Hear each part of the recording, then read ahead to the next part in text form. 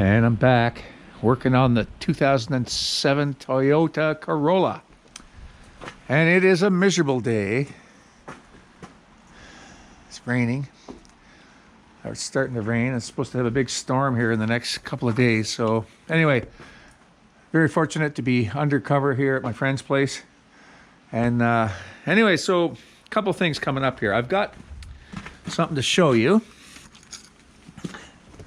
I got this little sandblaster. It holds 20 pounds of the blast media. This was, I got this at Princess Auto. It was on sale for $99. Princess Auto is like Harbor Freight, okay? If you're in the US, Harbor Freight would have something similar to this, you know, that kind of stuff. So anyway, it all came in pieces. So I put this together the other day and haven't tried it yet. But I'm getting set up to do some sandblasting under the vehicle here. There's some, you know, some mean spots there, and you know you can scrape, but and then you know on the frame here in different places. Sandblaster will make easy work of that. Hopefully, if the sandblaster works. But there's a couple other concerns. But like you see here, there's some rust. I'm gonna sandblast that and treat it. So you saw the video where I took out the evap canister. That sits right in here. There was another code, and it was for the evap pressure sensor, and that's on top of the fuel tank. Now I don't know if that's good or bad or what, but I really don't want to sandblast around the fuel tank either for fear of making a spark. So I mean, it's almost empty, but still. And I looked at it here, and I think I can drop the tank.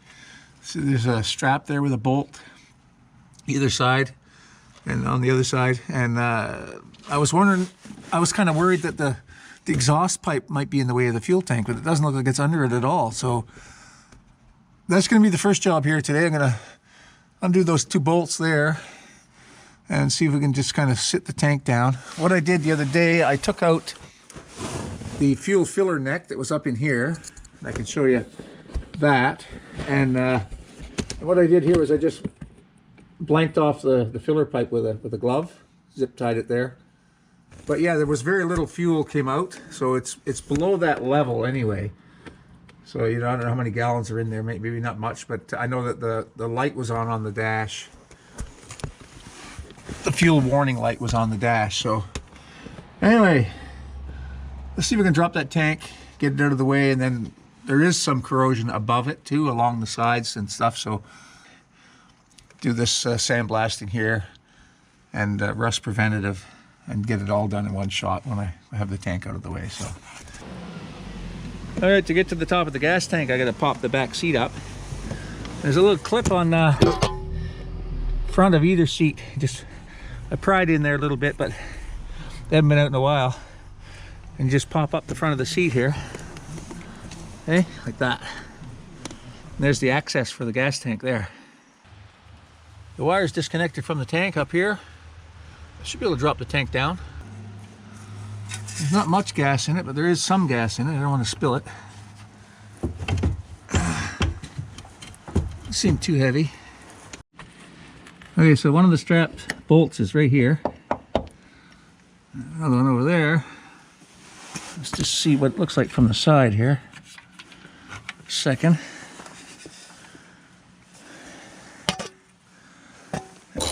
Turn.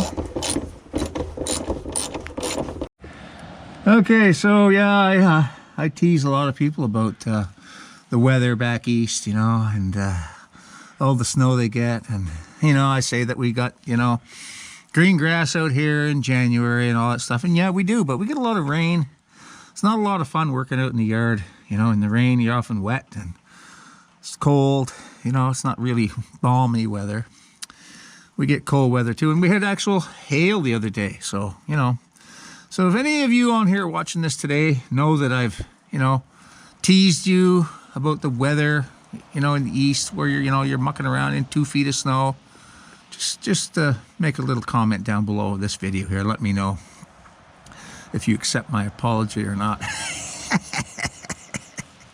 The one thing, you know, No, it's not a lot of fun, you know, when you get rain a lot in the winter, you know, instead of snow, because you can't do much with rain. You're going to get soaking wet laying out there to work on something or wandering around. And but I have worn out more short pants and sandals living out here than I ever have in my life. So there I go again. See, I'm doing it all the time, right? I'm doing it all the time. I'm chucking crap all the time. Okay, let me go on the other side and see if I can get that other strap down, and we'll see if that's going to pull out of there.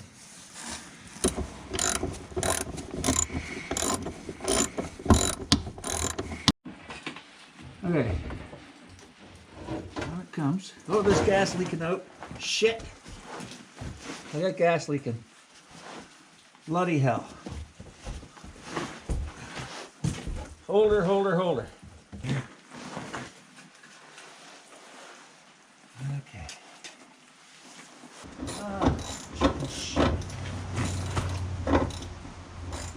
Yeah, there must have been some water laying up in there.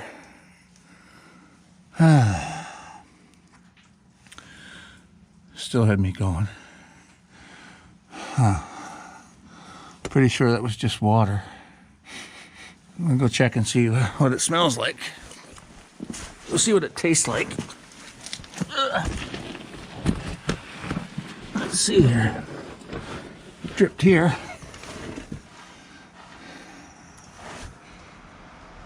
That's just water. It's not gas.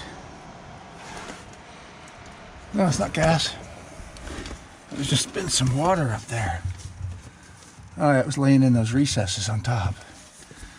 Okay, it's not gas leaking.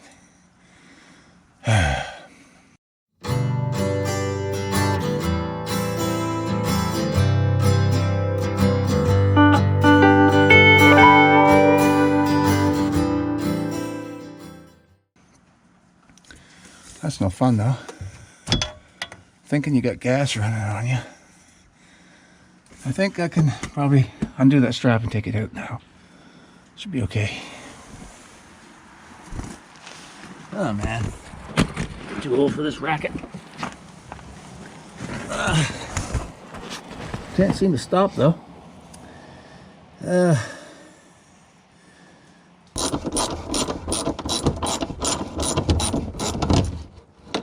Alrighty, let's give this another try. Come on. Now,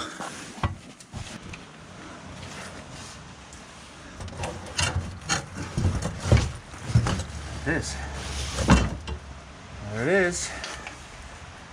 Oh, that running down was water off the top. See here. Wasn't gas after all. Hey, there's this little lock here. I pulled it back. I wonder if it's like the other one. I'm going to take it all the way out. Yeah. Get it right out of there. Right out of there. Uh-oh, that's a drop of gas now. Be careful. That's it though.